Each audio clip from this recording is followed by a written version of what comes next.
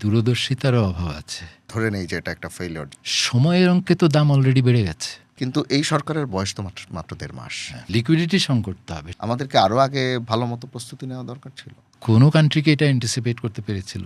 এই পরিস্থিতিটা আরও কত খারাপ হবে আমরা জানি না। আমার স্টকে আছে কতটা আছে এটা আমি জানি না। ভবিষ্যৎ কি দেখেন আপনি? আসলে এখানে চ্যালেঞ্জ দুটো। আসলে বাস্তবতাটা কি আসলে সেরকম আছে? মানে ইরান তো আর বিলীন হয়ে যাবে না। তখন কিন্তু মধ্যপ্রাচ্যের যুদ্ধ হচ্ছে না। তারা কি একেবারে কোনো অভিজ্ঞতা ছাড়াই এসছেন? সামনে একটা বাজেট আসছে জুন মাসে। ঘাটতি তো ঋণের উৎস।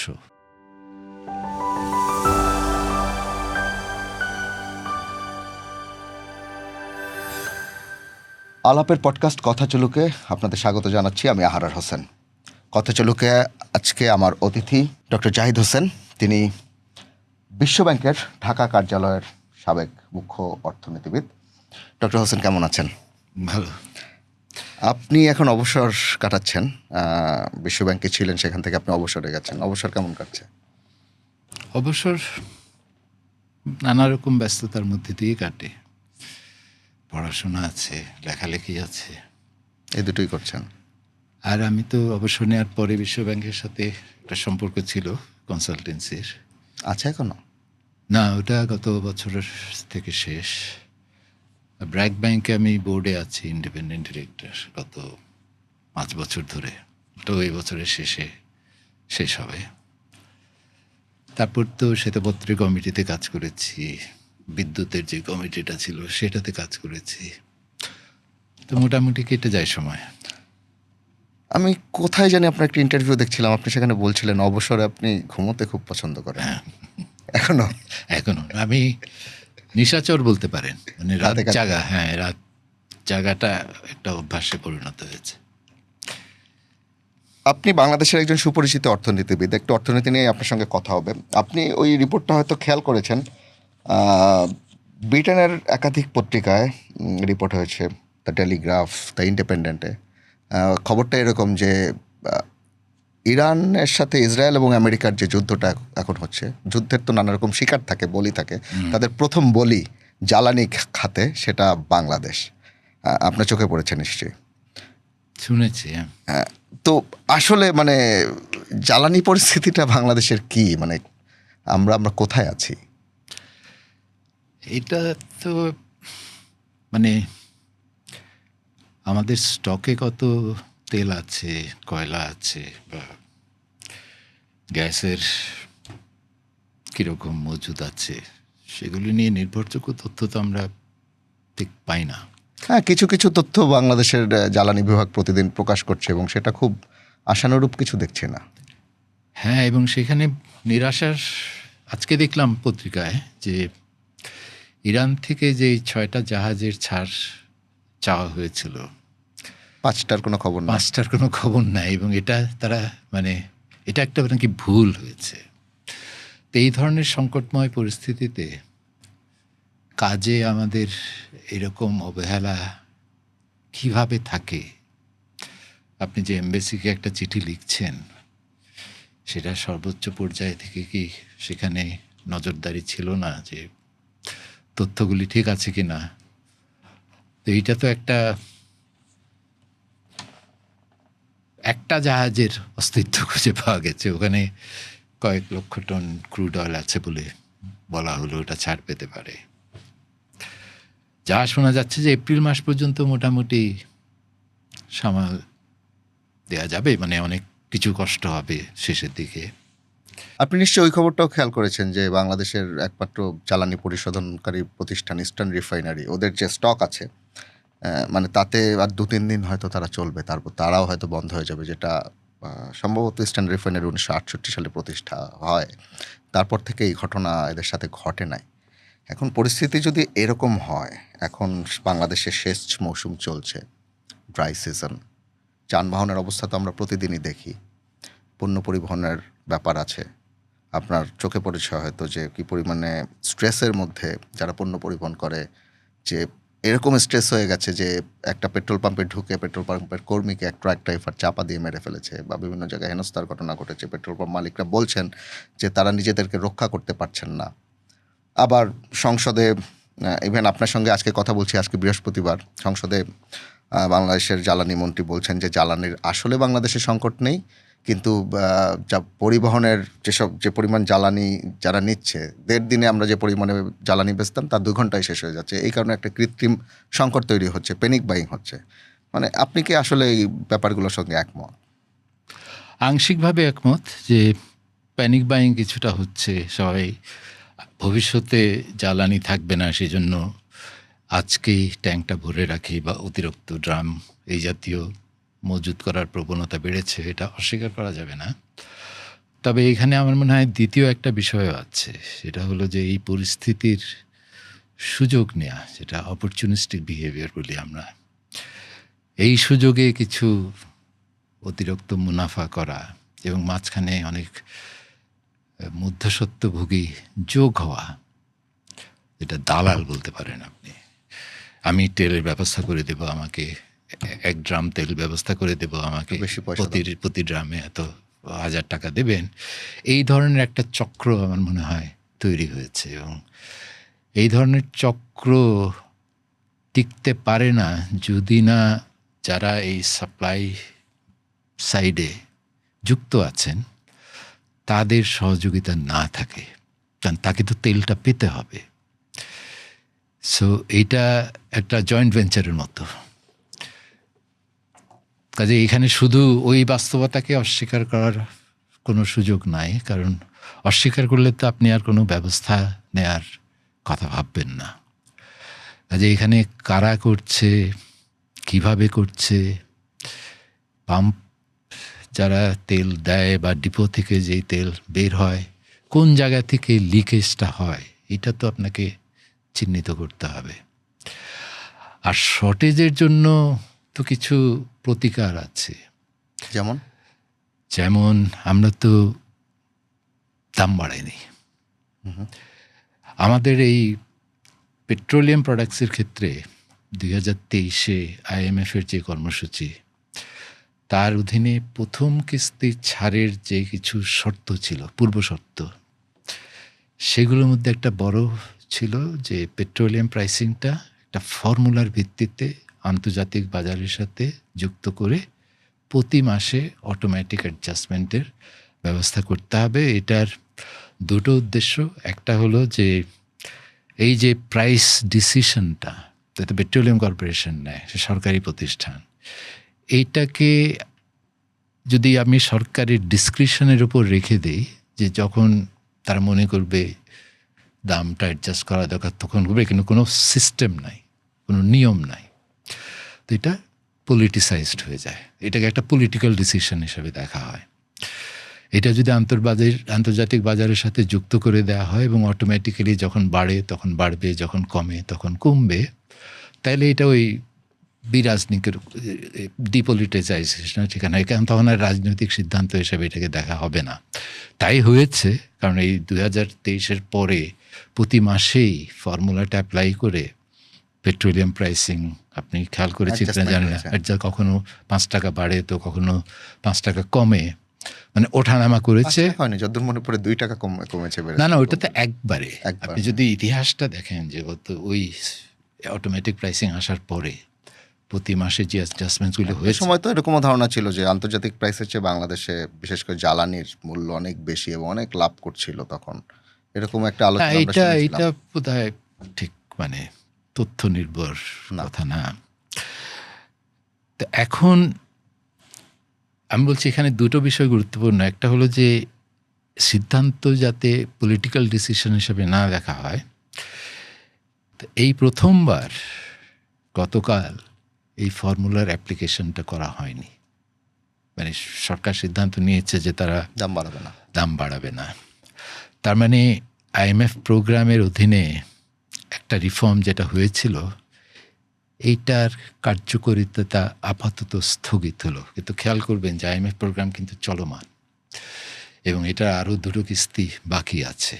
এখন যখন এপ্রিল মাসে অর্থমন্ত্রী এবং গভর্নর সাহেব ওয়াশিংটনে যাবেন এবং এই 6th এবং 7th ইনস্টলমেন্টের ছাড়ের শর্তগুলো আলাপ হবে, তখন তো তারা জানতে চাইবে যে আগে আমাদের এই সেম প্রোগ্রামের অধীনে যেই রিফর্মগুলি করেছি এগুলো টিকেছে কিনা।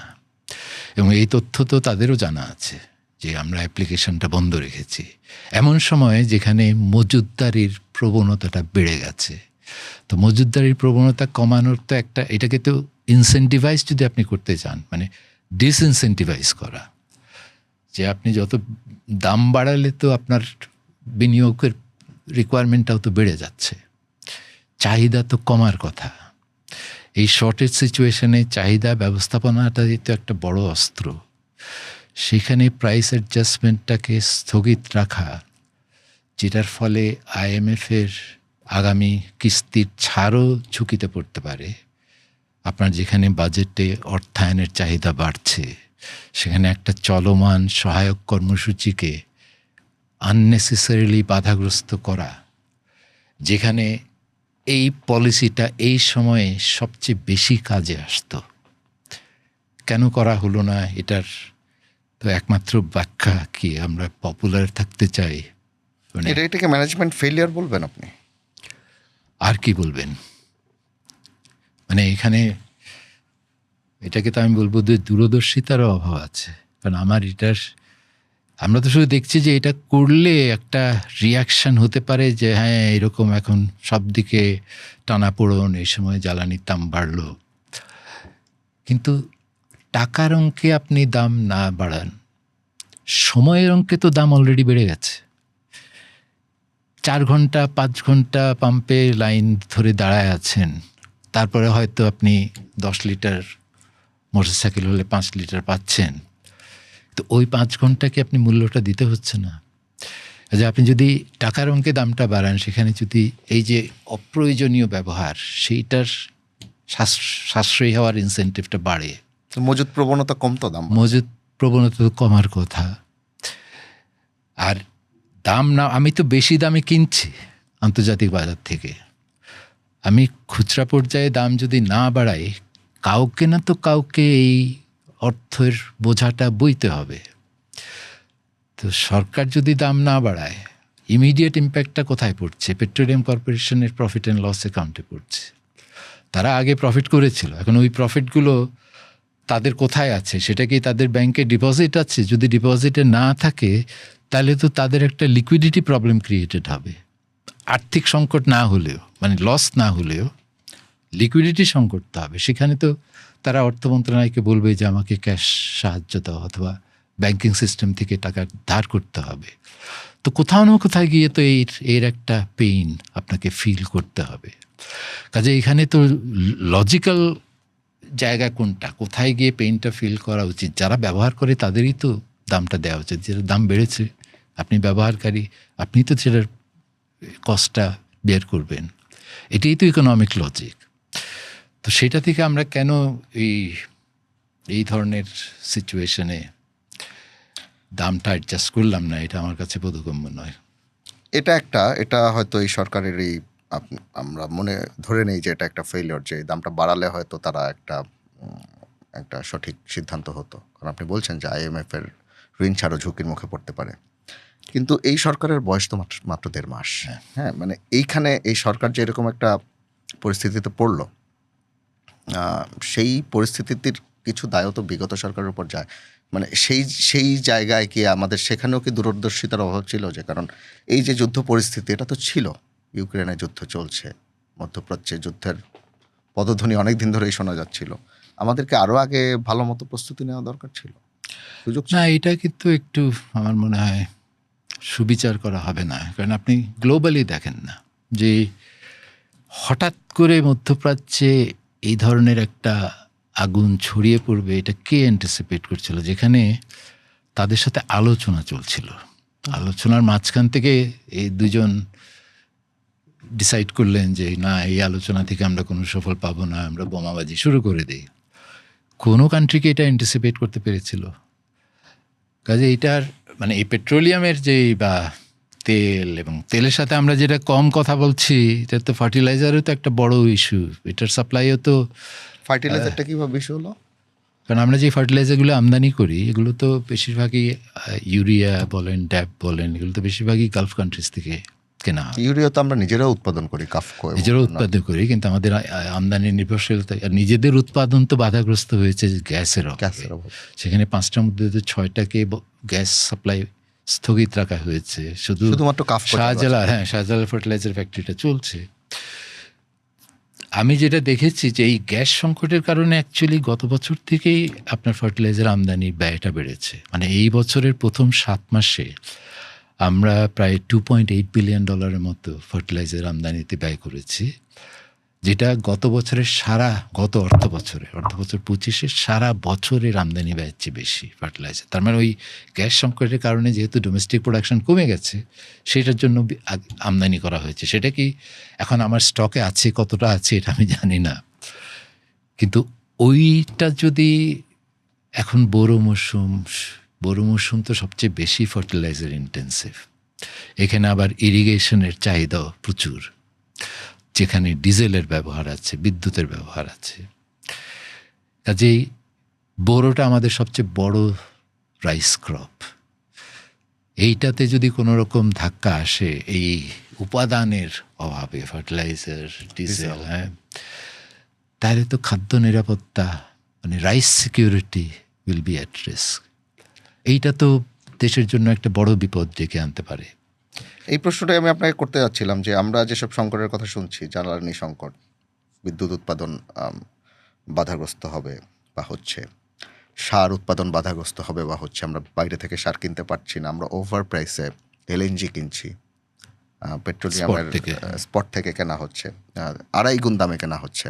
এখন সামনে কোথায় আমরা যাবে আমরা জানি না, এবং এই পরিস্থিতিটা আরও কত খারাপ হবে আমরা জানি না।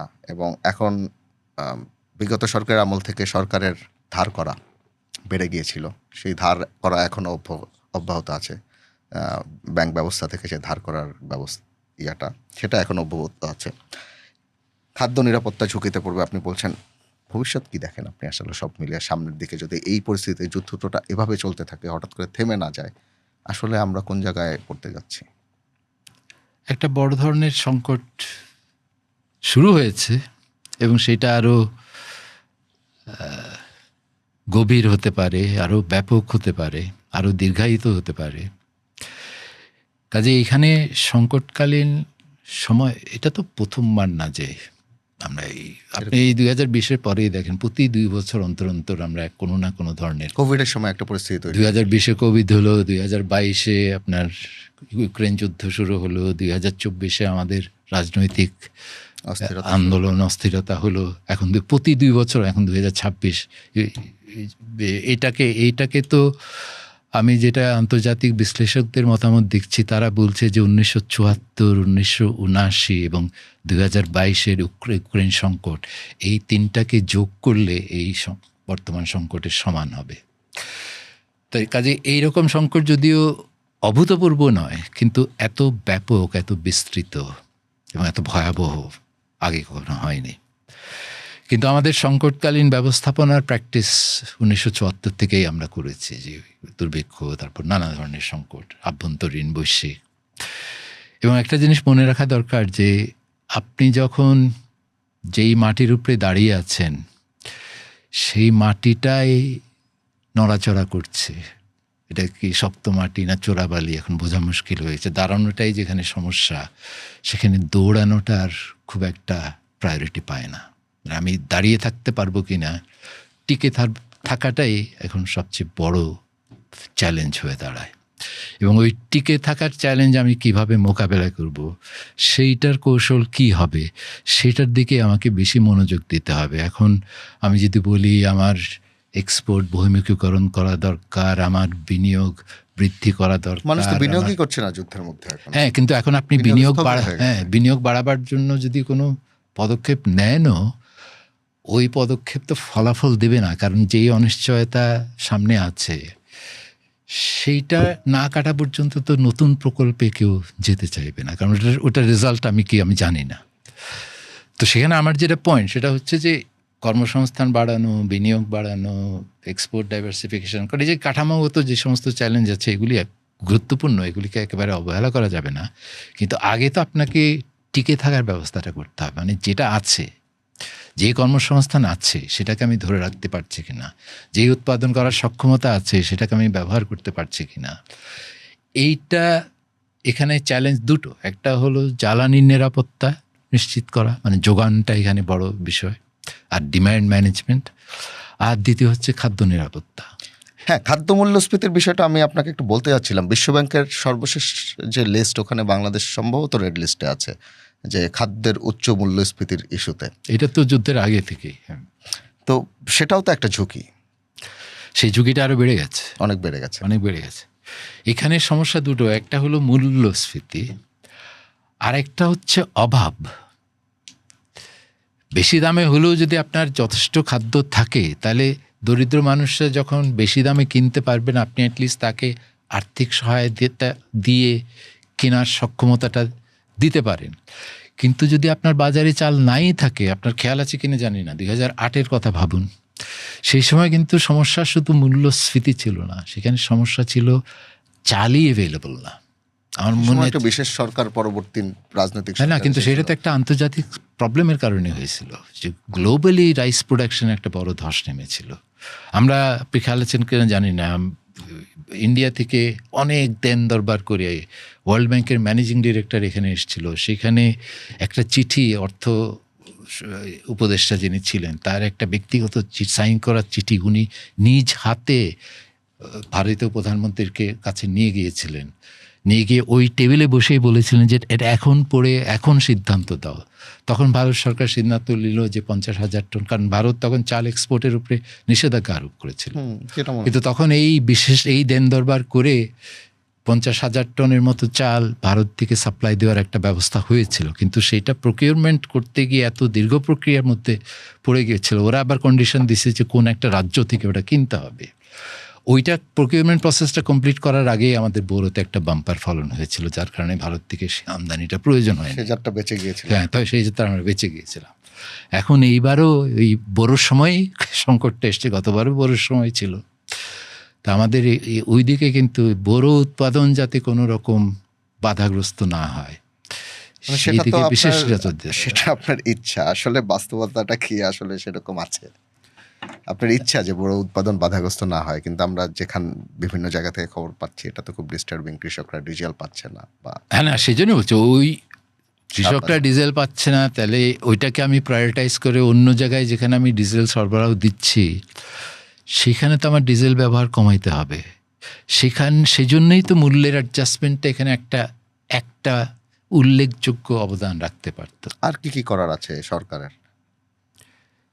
যোগানটা নিশ্চিত করা, মানে আমি পাচ্ছে না তো, তেল স্পট মার্কেট থেকে কিনতে হচ্ছে, আর একেবারে যে কেনা হচ্ছে না, পাওয়া যাচ্ছে না তাই না। আমার মনে হয় আপনি যদি অল্টারনেটিভ সোর্সেস থেকে প্রকিউর করতে চান, তাহলে সেইটা আপনি ধরেন, আমি বিদ্যুৎ সরবরাহ নিশ্চিত করার জন্য আমার তো ডিজেল বেস প্ল্যান্ট আছে, তো সেগুলিকে তো এখন প্রায়োরিটাইজ করে। বিদ্যুৎ সরবরাহের ক্ষেত্রে আমার গ্যাসের ব্যবহার, কয়লার ব্যবহার, এলএনজির ব্যবহার। এলএনজির জন্য তো যুক্তরাষ্ট্রকে অ্যাপ্রোচ করা হয়েছে। তাদের এই যে আমাদের ট্রেড এগ্রিমেন্ট যেটা যুক্তরাষ্ট্রের হয়েছে, সেখানে তো আমাদের উপরে একটা শর্ত চাপিয়ে দেওয়া হয়েছিল যে প্রতি বছর $1 বিলিয়ন করে এলএনজি যুক্তরাষ্ট্র থেকে কিনতে হবে। যখন চুক্তিটা করা হয়েছিল তখন মনে হয়েছিল এটা একটা বোঝা, কারণ যুক্তরাষ্ট্র থেকে কিনলে, আমরা গালফ থেকে কিনলে যেই দামে পাই, যুক্তরাষ্ট্র থেকে বেশি দামে দিতে হবে। এখন তো গালফটা অপশন না, এখন তো অ্যাকচুয়ালি ওই শর্তটা আমাদের জন্য একটা অপরচুনিটি, হ্যাঁ, একটা আশীর্বাদ হয়েছে। আমি আজকে পত্রিকায় দেখলাম যে ফরেন মিনিস্টার যুক্তরাষ্ট্রকে ফর্মালি বলেছেন যে আমরা তোমাদের এলএনজি সাপ্লাইটা চাই, এবং তারা বলেছে যে তারা সেটা বিবেচনা করবে। তো ওই এলএনজি যদি আমরা এনে বিদ্যুতে সরবরাহ করতে পারি, সেখান থেকে ডিজেলের সেভিংটা হয়। আর বিদ্যুৎ সরবরাহ ইরিগেশনের জন্য এনশিওর করা যায়।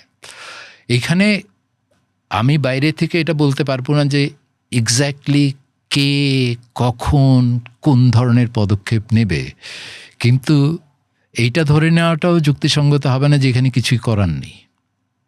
এবং সাপ্লাইয়ের ক্ষেত্রেও, প্রকিউরমেন্টের ক্ষেত্রেও গালফ থেকে হরমুজ প্রণালী হয়ে পথটা বন্ধ হয়ে গেছে, কিন্তু অন্য যেই রাস্তাগুলো খোলা আছে, অন্য যেই দেশগুলো থেকে ডিজেল কেনা যায় বা কয়লা কেনা যায় বা সার কেনা যায়। পাইপলাইনে ভারত থেকেও আনতে পারি আমাদের সাথে, যে ভারত তো অলরেডি কিছু দিয়েছে এবং আরও তাদেরও সংকট তাদেরও আছে, প্রয়োজন। সংকট আছে। চায়না থেকেও অ্যাপ্রোচ করা যায়, কারণ চায়নার স্ট্র্যাটেজিক রিজার্ভস তাদের কিন্তু প্রচুর আছে, মজুদ যেটা করে।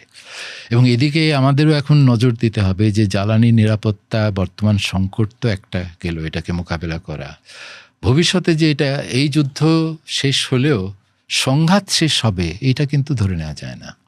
মানে ইরান তো আর বিলীন হয়ে যাবে না, তারা সারেন্ডারও করবে না। তো এখানে যদি একটা যুদ্ধবিরতি হয়ও টেনশনটা থেকে যাবে, এবং হয়তো 6 মাস পরে পরে বোমাবাজি, এদের যে অভ্যাসটা আমরা দেখেছি ট্রাম্পের এবং নেতানিয়াহুর যে অভ্যাস, কিছুদিন পরপরই তাদের একটা খায়েশ তৈরি হয় যে একটা দুইটা বোমা ফেলে। কেন তৈরি হয়? আপনার কি কোনো আইডিয়া আছে? আমার তো এটার মনস্তাত্ত্বিক ব্যাখ্যা মনে হয় মানে এখানে কোনো কমার্শিয়াল কোনো ইয়ে আছে কিনা, ভায়াবিলিটি আছে কিনা, যে এই ধরেন তেল সংকটের কথাই যদি বলি, মানে এইটা দিয়ে কেউ কি আসলে লাভবান হচ্ছে? দুনিয়া জুড়ে শুধু তেলের দাম বেড়ে যাচ্ছে, কারো কি লাভ? সংকট থেকে লাভবান হচ্ছে না এটা কিন্তু বলা যাবে না, কারণ কিছু অলরেডি কিছু অভিযোগ বলতে পারেন বা কিছু সার্কমস্ট্যান্সিয়াল এভিডেন্স আপনি বলতে পারেন, যে যেটা দেখা যাচ্ছে যে এই গত যুদ্ধ শুরু হওয়ার পর থেকে যখন সপ্তাহ শেষ হয়, শেষের দিকে একটা ব্যাড নিউজ হোয়াইট হাউস থেকে আসে। সেটা হয় একটা ধমক আসে যে আমি ইরানকে ওদের ইনফ্রাস্ট্রাকচার ধ্বংস করে দেব, ওদের ওয়াটার প্ল্যান্টগুলো বোমা মারব, যার ফলে আতঙ্কটা বেড়ে যায় এবং বাজার তখন শেয়ার মার্কেট পড়ে যায়, বন্ড মার্কেট পড়ে যায়, তেলের বাজারটা উঠে যায়। সপ্তাহ শেষের দিকে শনি রোববারের দিকে আবার কিছু লিক হয় হোয়াইট হাউস থেকে বা সরকারের কোনো উচ্চ পর্যায়ে, কারণ আমেরিকাতে একটা কালচার হয়ে গেছে যে শনি এবং রোববার বিভিন্ন টিভি চ্যানেলে উচ্চপদস্থ কর্মকর্তারা, মন্ত্রী পর্যায়ের কর্মকর্তারা গিয়ে আপনার টকশো করে, এবং সেখানে তাদের কিছু এজেন্ডা থাকে। মানে এটা একটা স্ট্র্যাটেজির পার্ট, সেটা ডোমেস্টিক পলিটিক্স হোক বা ইন্টারন্যাশনাল পলিটিক্স হোক। তখন একটা লিক বের হয় যে কিছু সুখবর, যুদ্ধ শেষ হওয়ার আশা আছে। এর আগে যেমন ট্রাম্প একটা পোস্ট দিয়েছিল সোমবার সকাল 7টার দিকে, যখন মার্কেট খুলবে অবস্থায়, যে ইরানের সাথে আমার আলাপ শুরু হয়েছে, এখন যুদ্ধবিরতির একটা যুদ্ধ শীঘ্রই শেষ হতে যাচ্ছে, আমাদের যে অবজেক্টিভসগুলো ছিল এগুলো মোটামুটি অ্যাচিভড হয়ে গেছে। সেখানে দেখুন 2 মিনিটের মধ্যে ডাউ জোন্সটা প্রায়, যেখানে নেগেটিভ ছিল 400 পয়েন্ট নেগেটিভ ফল, 2 মিনিটের মধ্যে 1200 পয়েন্ট পজিটিভ হয়ে গেল। তখনও কিন্তু মার্কেট খোলে না, এটা ডাউ ফিউচার্সের ভবিষ্যতে যে বাজার লেনদেন। তো যদি আপনি আগে থেকে জেনে থাকেন যে এই ধরনের একটা ধমক বুধ, বৃহস্পতিবার, শুক্রবারের দিকে আসবে, যখন বাজারটা ফল করবে, তারপর সোমবারে এমন একটা তথ্য বেরোবে যেটাতে বাজার উঠে যাবে। খুব ইন্টারেস্টিং একটা অবজারভেশন আপনার। আপনি যদি একটা, যেটাকে আমরা বলি শর্ট সেলিং করা, আমি একটা আপনাকে বললাম যে আমি সোমবারে অমুক কোম্পানির শেয়ার এত দামে তোমাকে বিক্রি করবো, আমার কাছে ওই শেয়ারটা নাই, তা আমি তো জানি বাজার ওঠার আগে আমি ওটা কিনে রেখে দিলাম। আমি জানি সোমবারে সেই ঘোষণা আসবে, ওই ঘোষণা আসলেই আপনাকে ডিলটা কমপ্লিট হয়ে গেল। তারপরে ওই ঘোষণার যে কোনো বাস্তব ভিত্তি নাই, এটা হয়তো by the end of the day সবাই বুঝে যাবে, তখন আবার বাজার পড়া শুরু করে। কিন্তু আপনি তো আপনার টাকাটা তখন পকেটে ঢুকিয়ে ফেলেছেন। এখানে আমি যতদূর শুনেছি আল জাজিরা এবং ইভেন সিএনএনের ইয়েতে, যে গত সপ্তাহে একটা ডিলে $60 মিলিয়ন প্রফিট হয়েছে। সো এখন এটাগুলি ইনসাইডার ট্রেডিং এগুলা। তো সেটা শুধু যে শেয়ার বাজার হচ্ছে তা না, তেলের দাম যদি আপনি জানেন যে হ্যাঁ সোমবারে দাম, এই শুক্রবারে যে দাম ছিল সোমবারে তার চেয়ে $20 বেশি হবে, তাহলে তো আপনি শুক্রবারেই একটা ডিল ওই শুক্রবারের দামে করে সোমবারের যে পর্যায়ে উঠবে সেই দামে একটা কন্ট্রাক্ট করে শুক্রবারের দামে কিনে সোমবারের দামে বিক্রি করলেন। প্রতি ব্যারেলে আপনি হয়তো $20-30 লাভ করছেন। এগুলি সবই তো মানে ইনসাইড ইনফরমেশন যদি আপনার কাছে থাকে, যেটা অন্যর কাছে নাই। তো এটা তো অনেকেই বলা হচ্ছে যে এটা ওরা কিভাবে করে, ট্রাম্প কিভাবে করে, ওই তার ফ্যামিলি বিজনেস আছে, তার বন্ধুবান্ধব আছে, তারা আগে থেকে খবরটা পেয়ে যায় এবং তার হয়ে সেই ডিল, কাজে আপনি তো তাকে ধরতে পারবেন না। তার তো মানে এই ধরনের সার্কামস্ট্যান্সিয়াল এভিডেন্স তার মানে প্রতি সপ্তাহে প্রায় আমরা দেখি একবার দুইবার যুদ্ধ বন্ধ হওয়ার একটা আশা তৈরি হয়, তার মানে এটা আসলে অন্য কোনো কারণে। সেটা আমি বলছি, সেটা একটা খুব সার্কামস্ট্যান্সিয়াল এভিডেন্স, খুব কনভিন্সিং, ফেলে দেওয়ার মতো না এভিডেন্স, কিন্তু প্রতি সপ্তাহে জমছে, যেটা হয়তো ট্রাম্প যখন ক্ষমতায় থাকবে না তখন পরে হয়তো আরও বেশি সামনে উঠে আসতে পারে। ডক্টর জাহিদ হোসেন, আপনাকে একটু কোট করি, আপনি গত ডিসেম্বরে বলেছিলেন বাংলাদেশের অর্থনীতি স্ট্রেসে আছে কিন্তু ডিপার ক্রাইসিসে যায়নি, এটা আপনার কথা। তখন কিন্তু মধ্যপ্রাচ্যের যুদ্ধ হচ্ছে না, তারপর তো ফেব্রুয়ারিতে যুদ্ধ বেঁধে গেল। এখন আসলে কি অবস্থা? ডিপার ক্রাইসিসে কি আমরা চলে গেছি নাকি এখনো স্ট্রেসে আছি? এটা এখন মানে সিমেন্টিক্সের ব্যাপার হয়ে গেছে যে আপনি এটাকে ডিপার ক্রাইসিস বলবেন কি বলবেন না। আপনি রাস্তায় বের হলে কি বুঝতে পারেন না যে এই পেট্রোল পাম্পের লাইন দেখে বুঝতে পারেন না যে ক্রাইসিসটা কত ডিপ হয়েছে? এটা তো একটা উপসর্গের মতো, সিমটমটা এখানে দেখা যাচ্ছে। তো তার নিচে আরও ক্রাইসিস, ফার্টিলাইজারের ক্রাইসিস আছে, ডিজেলের ক্রাইসিস আছে, কয়লার সরবরাহ কীরকম আছে এটা তো আমরা জানি না, কিন্তু সেটার জন্য তো আমরা আমদানি নির্ভর।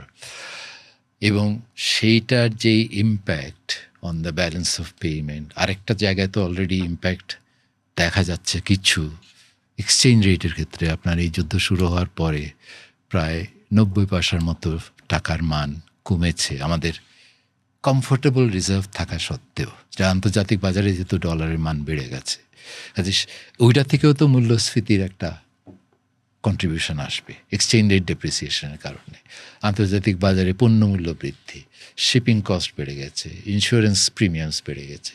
এই সবগুলো মিলে মার্চ মাসের যখন ব্যালেন্স অফ পেমেন্ট ডেটা আমরা পাবো, সেখানে দেখবেন যে এই যে ফেব্রুয়ারিতে যে একটা কমফোর্টেবল পিকচার ছিল যে কারেন্ট অ্যাকাউন্ট ডেফিসিট খুবই ছোট, সার্বিক ব্যালেন্স অফ পেমেন্ট একটা সারপ্লাস আছে, গত 15 মাস ধরে রিজার্ভ ক্রমাগত বেড়েছে, বাংলাদেশ ব্যাংক ডলার কিনেছে, $10 বিলিয়ন মতো যোগ হয়েছে রিজার্ভে, সেটা এখন এই সংকট মোকাবিলায় কাজে দেবে, একটা বাফার সেখানে তৈরি হয়েছে।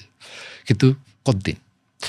কাজেই আপনি যে বলছেন যে ডিপার ওই যে স্ট্রেসটা এখন ক্রাইসিসের পথে যাচ্ছে কি না, তো এই বিভিন্ন পর্যায়ে ব্যালেন্স অফ পেমেন্টের ইম্প্যাক্ট আমরা শীঘ্রই দেখতে পাবো। আমদানি ব্যয় বাড়বে। আমরা ইউক্রেন যুদ্ধের সময়কার অভিজ্ঞতাটা কিছুটা দিক মানে অ্যাসেস করতে হেল্প করে যে এক বছরে আপনার অর্থবছর 22 এবং 23-এর আপনি 21 এবং 22-এর আমদানি ব্যয়টা যদি দেখেন, এক বছরে $20 বিলিয়ন আমদানি ব্যয় বেড়ে গিয়েছিল। এইটা কি আমদানির কোয়ান্টিটি বেড়েছিল? তা তো না, কিছুটা হয়তো আমদানির কোয়ান্টিটি বেড়েছে, কিন্তু বেশিরভাগই মূল্য বৃদ্ধির কারণে। এইবার তো মূল্য বৃদ্ধির মাত্রাটা অনেক বেশি এবং অনেক ব্যাপক।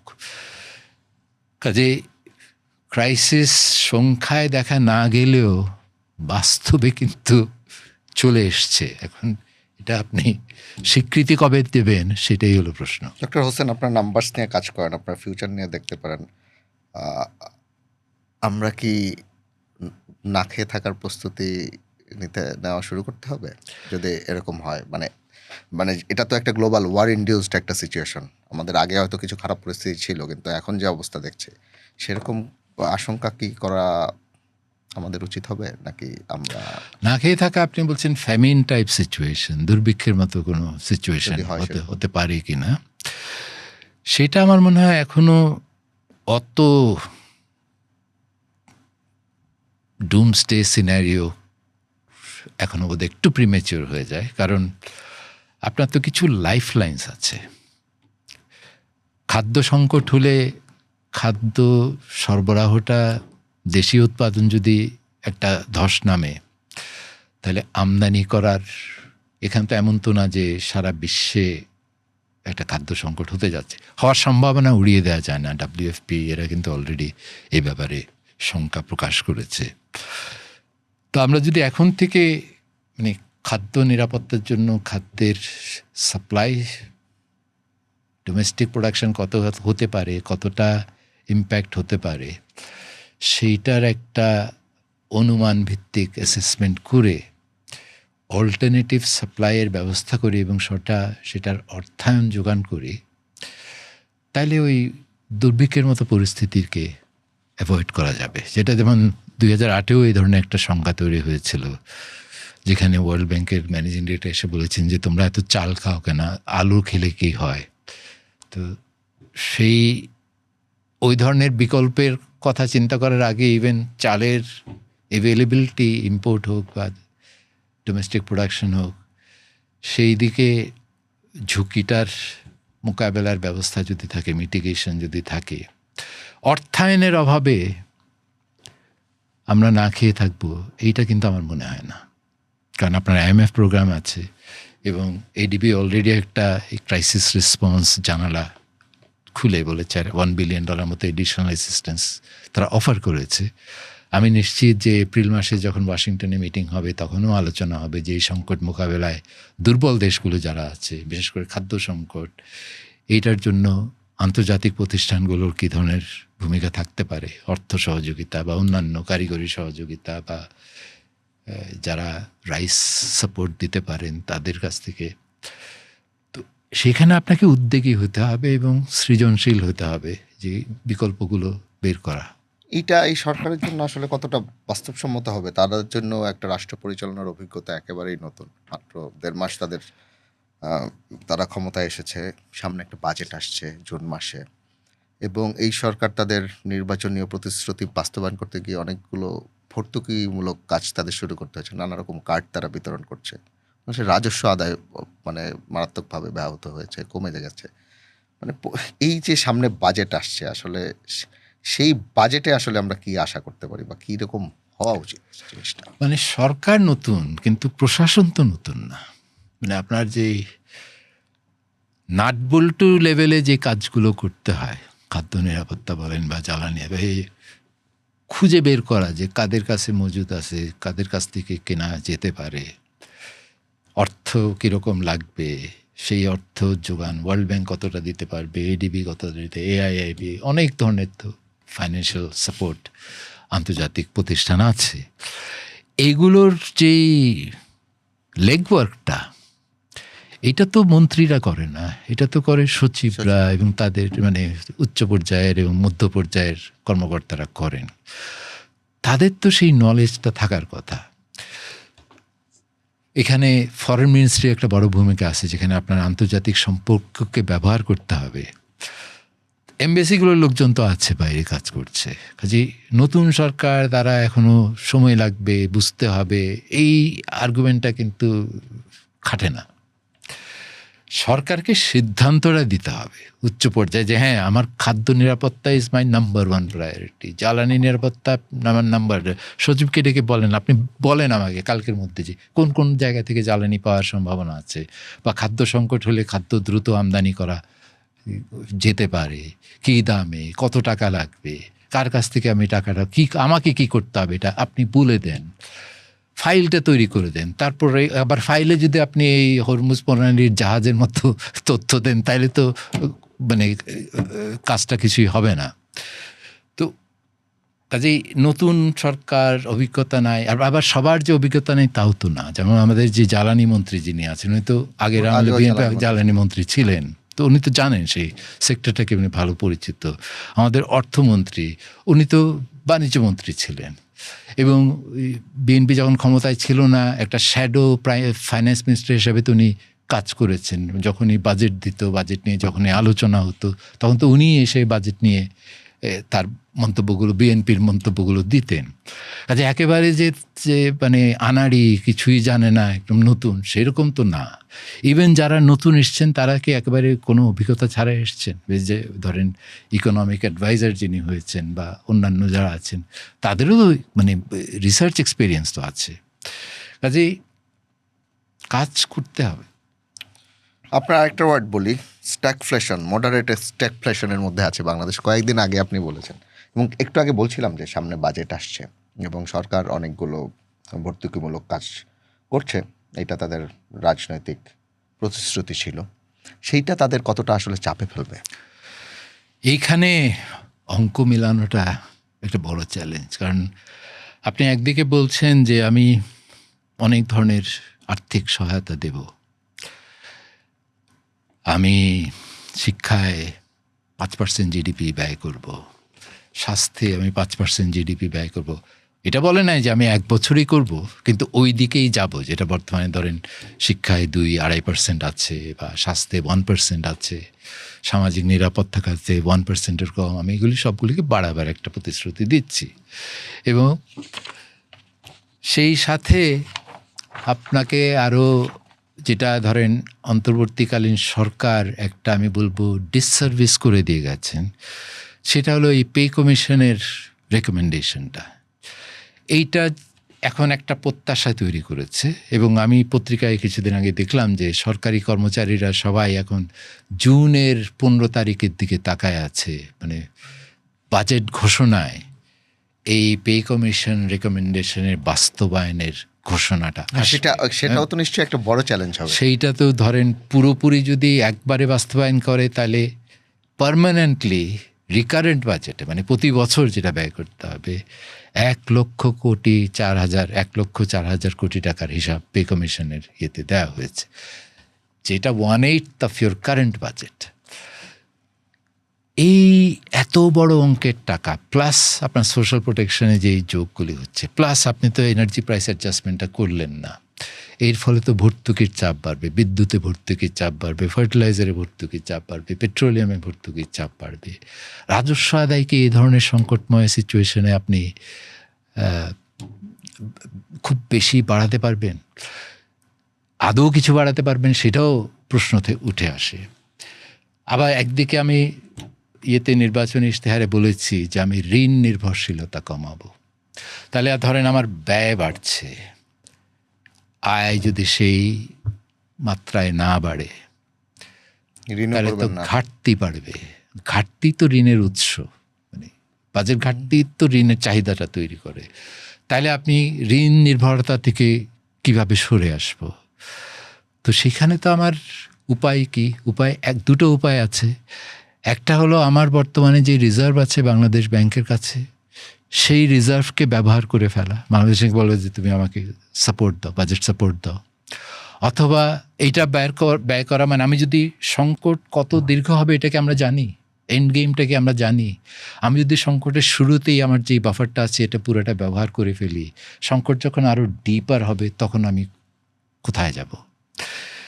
তো কাজেই রিজার্ভ ব্যবহার যে একেবারে করবো না তা না, কিন্তু that should be the last resort. আর কোনো উপায় না থাকলে আমি এই জায়গায় হাত দিলাম, ওইটা ঠিক আছে। ওইটাতে হাত না দিলে তাহলে আর দ্বিতীয় কি থাকতে পারে? বাংলাদেশ ব্যাংক বলতে পারে যে টাকা ছাপিয়ে বাজেটের অর্থায়ন করো। টাকা ছাপিয়ে এই ধরনের সিচুয়েশন যেখানে আপনার সাপ্লাই ইজ কনস্ট্রেইন, তাতে তো ইনফ্লেশন, ইনফ্লেশনে মানে একটা আগুনে আরও তেল ঢালার মতো হয়ে যাবে। ওইটাও অপশন না। ওইটা তো প্রধানমন্ত্রীও বলেছেন যে আমরা টাকা ছাপিয়ে বাজেটের অর্থায়ন করব না। তাহলে আর উপায় কি থাকে? রাজস্ব আদায় বৃদ্ধি করা, সেখানে সীমাবদ্ধতা আছে। আরেকটা উপায় আছে, সেটা হলো অন্যান্য যে সমস্ত অপচয়মূলক ব্যয় আছে সেখানে সাশ্রয়ী হয়। এবং আমাদের অপচয়মূলক ব্যয়গুলো কোথায় হয়? একটা হলো ভবন, আরেকটা হলো বাহন, আরেকটা হলো ভ্রমণ। এই 3 জায়গায় কিন্তু প্রচুর সাশ্রয়ের সুযোগ আছে। ইংরেজি শিখতে থাইল্যান্ড যাচ্ছেন ভাবাইবেন ঘাস কিভাবে চাষ করতে হয়। তারপরে রূপপুরের পর্দার কথা আমরা জানি, বালিশের কথা আমরা জানি। তো এই সমস্ত জায়গায় যদি আমি সাশ্রয়ী হতে পারি হয়তো কিছুটা, কিন্তু ওখানে আপনি আরেকটা ফাইনাল জায়গা আছে, সেটা হলো উন্নয়ন কর্মসূচিতে যে প্রকল্পগুলি আছে আপাতত সেখানে ব্যয় না করা, কারণ ওটা তো বিনিয়োগ। সংকটকালীন অবস্থায় দৌড়ানোর ব্যবস্থা করলে তো দৌড়ানো সম্ভব হবে না। কাজে সেখানে আপনি হয়তো অ্যানুয়াল ডেভেলপ, কিন্তু অলরেডি সেখানে ব্যয় কমে গেছে। তো 2,60,000 কোটি টাকার অ্যানুয়াল ডেভেলপমেন্ট প্রোগ্রামকে আপনি হয়তো 2 লক্ষ বা 1.5 লক্ষ কোটি টাকাতে নিয়ে আসতে পারবেন। কিন্তু তারপরেও যেই পরিমাণ যদি আপনি পে কমিশনের রেকমেন্ডেশন ইমপ্লিমেন্ট করেন এবং অন্যান্য ভর্তুকি যেগুলি বাড়ছে, তারপরেও এই অঙ্কটা মেলানো, সেটা যদি সরকারকে করতে হয়, সরকারি কর্মকর্তাদের বেতন তাদের নিশ্চয়ই একটা, আপনি বলছেন তারা সবাই তাকিয়ে আছে, যদি করতেই হয় সেটা মানে মারাত্মক আত্মঘাতী কি হবে সরকারের জন্য, নাকি সেটা ম্যানেজ করার কোনো সুযোগ আছে? এটা হলো যে সেটা হওয়া সম্ভব হবে কিনা।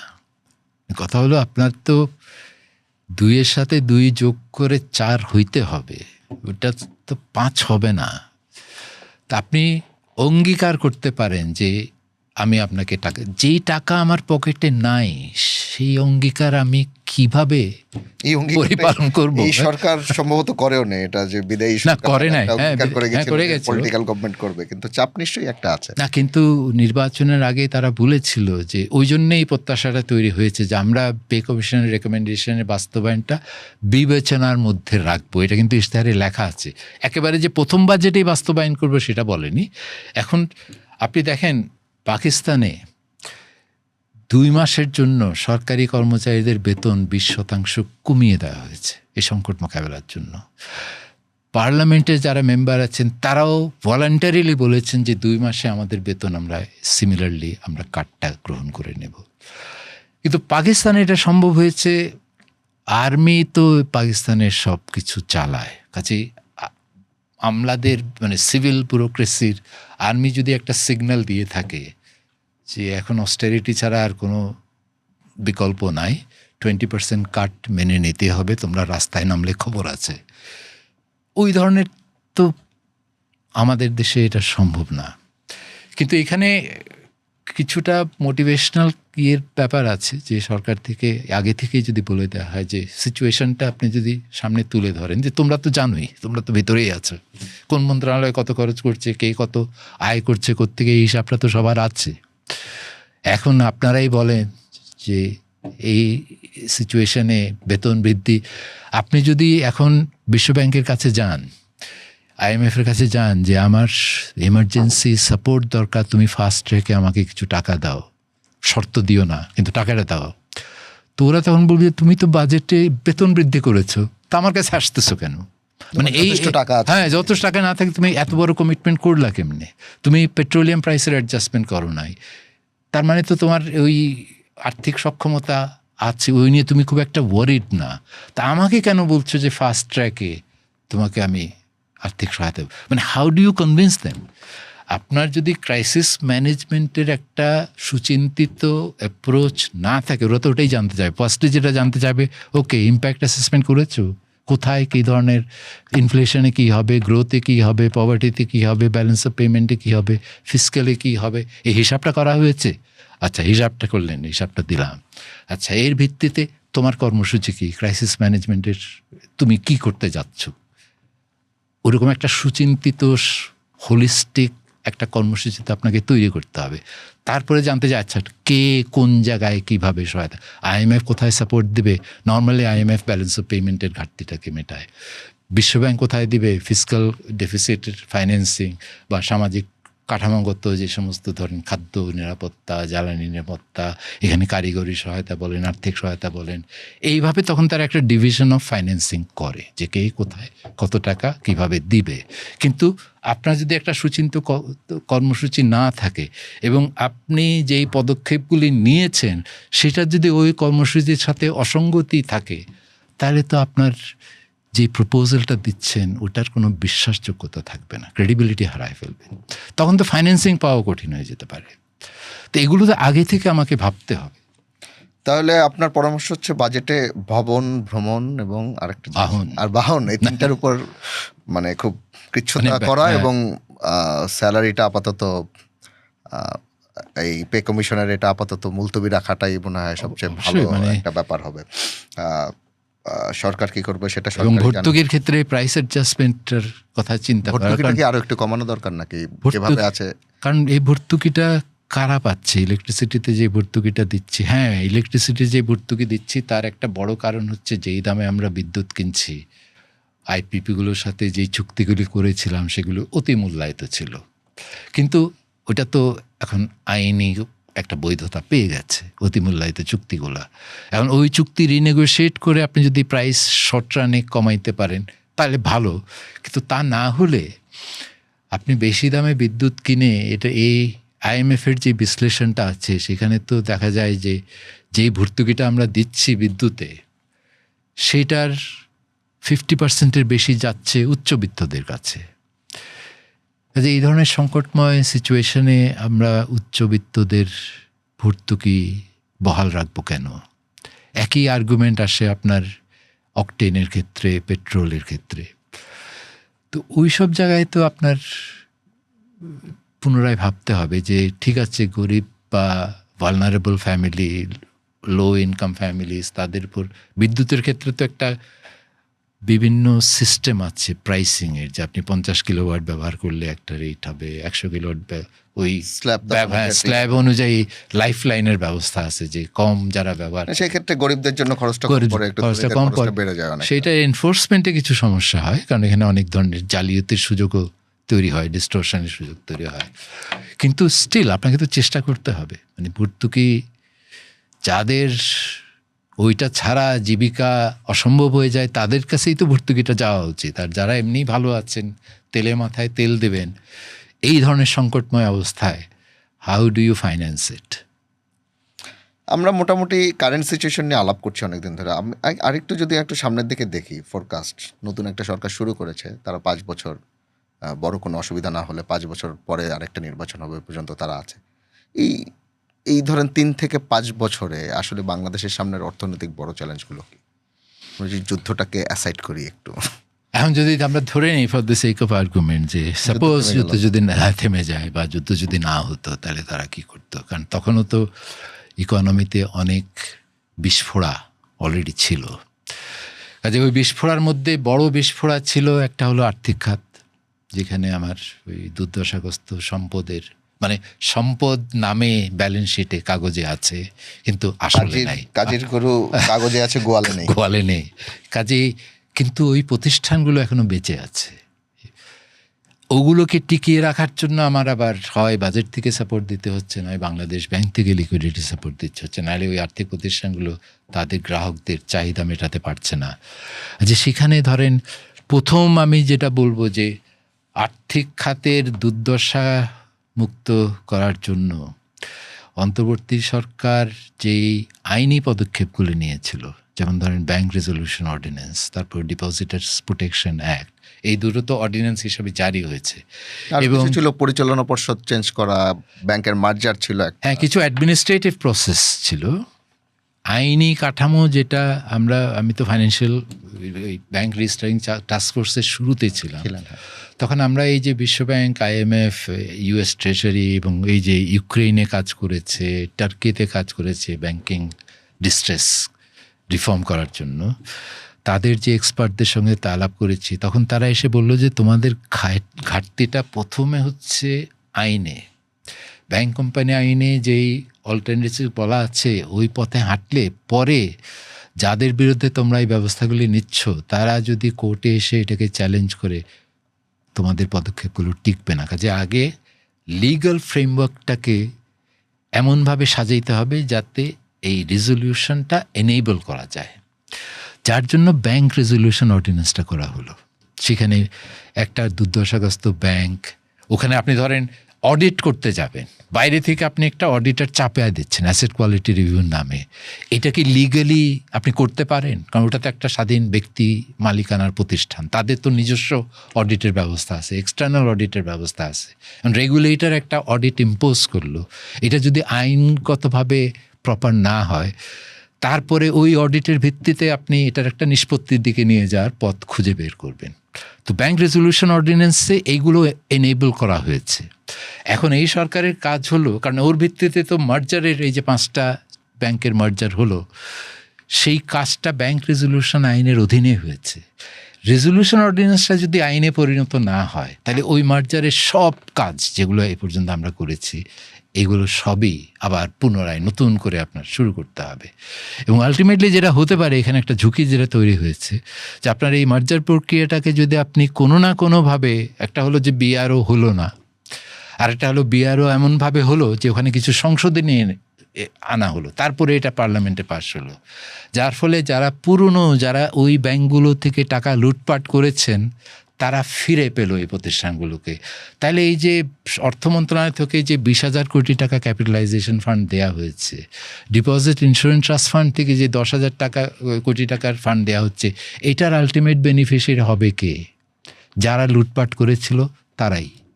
যদি আমার এই প্রক্রিয়াটা আইনগতভাবে ব্যর্থ হয়ে যায়। সেটা একটা নিশ্চয়ই ভবিষ্যৎ লুটপাট ঠেকানোর একটা ব্যাপার। আপনি হোয়াইট পেপার কমিটিতে ছিলেন, আপনার একটা হিসাব দেখিয়েছিলেন, এবং আপনি যদি দেখেন বুধবার সংসদে প্রধানমন্ত্রী তারেক রহমান সেই হিসেবটা কত টাকা পাচার হয়েছে তার একটা $234 বিলিয়ন, সেই টাকাটার একটা তথ্য সংসদে তুলে ধরেছেন, এবং তিনি সেখানে জানিয়েছেন যে এইসব ফেরত আনার ব্যাপারে বাংলাদেশের বিভিন্ন দেশের সাথে চুক্তি ইত্যাদি হচ্ছে।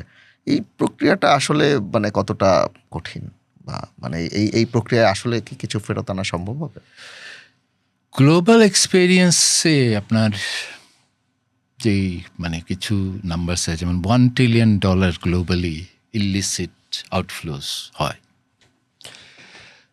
তো অতীতের যে এক্সপিরিয়েন্সে সেখানে দেখা যাচ্ছে যে রিকভারির পার্সেন্টেজটা কত, রিকভারির পার্সেন্টেজটা মানে 100 টাকায় 1 টাকা আপনার পুনরুদ্ধার হয়। কারণ এটা প্রবলেম হলো যে টাকা যখন একবার বেরিয়ে যায়, তখন যেই দেশে টাকাটা গিয়েছে বলে আপনি মনে করছেন, সেই দেশে সেই টাকাটা কোন পথ দিয়ে ঢুকলো, সেটা যদি বৈধ পথ হয় তাহলে কিন্তু ওই দেশের আদালতে আপনি এটার চ্যালেঞ্জ করতে পারবেন না। আপনার দেশে হয়তো আমার দেশে হয়তো এটা অবৈধভাবে অর্জন করা হয়েছে, কিন্তু আমার দেশ থেকে বেরিয়ে গেল সেটাও হয়তো অবৈধ পথে হয়েছে। কিন্তু যেই দেশে ঢুকেছে, ধরুন ক্যানাডা, ওখানে তো ওদের ইনভেস্টমেন্ট অ্যাট্রাক্ট করার জন্য প্রোগ্রামই আছে যে $1 মিলিয়ন ইনভেস্ট করলে তোমাকে PR দেওয়া হবে বা সিটিজেনশিপের রাস্তাটা খুলে দেওয়া হবে। তো ওইভাবে যদি আপনি সব ডিক্লেয়ার করে আপনি ধরেন এখান থেকে টাকা আয়ারল্যান্ডে নিয়ে গেলেন, আয়ারল্যান্ডে ওটাকে সাদা করে তারপর কানাডায় নিয়ে গেলেন, তো আপনি কানাডার সাথে যদি এখন মিউচুয়াল লিগাল অ্যাসিস্ট্যান্ট ট্রিটি করেন, কানাডিয়ান আইন প্রয়োগ করে তো ওখানে এটা তো অবৈধ না। কাজে আপনাকে তো তখন প্রমাণ করতে হবে যেটাই আমার দেশ থেকে আয়ারল্যান্ডে গিয়েছিল, তখন এই 2 নম্বরই কাজ হয়েছে, আয়ারল্যান্ড থেকে এইভাবে তোমার দেশে ঢুকেছে, জায়েজ করা হয়েছে অবৈধভাবে। আর যখন আপনি এই কাজগুলি করছেন, যারা সেই টাকাটা সেখানে রেখেছে তারা যদি বুঝতে পারে যে আপনি জেনে গেছেন যে টাকাটা কোথায় আছে, কার কাছে আছে, ওই টাকাটা কি সেখানে বসে থাকে, তখন যদি তার লিকুইড ফর্মে সেটা থেকে থাকে, কোনো শেয়ার বা কোনো বন্ড হিসাবে থেকে থাকে, সেটা ইমিডিয়েটলি বিক্রি করে দিয়ে আরেক জায়গায় নিয়ে চলে যাবে। কাজে এটা একটা মানে মুভিং টার্গেট চেজ করার মতো, যে আপনি একটা এই ক্যাট অ্যান্ড মাউস গেম, ইঁদুর বিড়াই এর মতো একটা গেম হয়ে যায়। সেই জন্যেই এগুলো ধরেন এখন যদি রিয়েল স্টেটে গিয়ে থেকে থাকে, যেমন আমরা লন্ডনে যে অ্যাপার্টমেন্টগুলোর কথা জানি, সেগুলো বিক্রি করা খুব কঠিন। আপনি যদি ইমিডিয়েটলি একটা চুক্তি করে বলেন যে ওই বাড়িকে অ্যাসেটটাকে ফ্রিজ করে দেন, তাহলে ওটা আর মুভ করতে পারে না। তো ওই ধরনের ব্যাংক ডিপোজিটের ক্ষেত্রেও করা যেতে পারে, যদি ওই সরকারের সাথে আপনি একটা আইনি ব্যবস্থা করেন এবং তারপরে দ্রুত কোনো পদক্ষেপ নিয়ে এই টাকাটা দৌড়ানোর আগে আপনি তাকে আটকে ফেললেন, তারপরে আদালতে গিয়ে এটাকে ফোরফিট করা এবং সেখানে ট্রান্সফার করা। কারণ ওই শুধু ফ্রিজ করলে তো হবে না, আপনি যে সেই টাকাটা পাওয়ার যোগ্যতা এটাও তো আপনাকে প্রমাণ করতে হবে। তো এই টাকাটা কে নেবে, সরকারকে দেওয়া হবে না কোথায়? সো ওই জন্যেই এই প্রক্রিয়াটা খুব দীর্ঘ, খুব জটিল এবং ফ্লুইড, মুভ করতে থাকে। আমরা আশা করি যে কিছু হলেও টাকা উদ্ধার।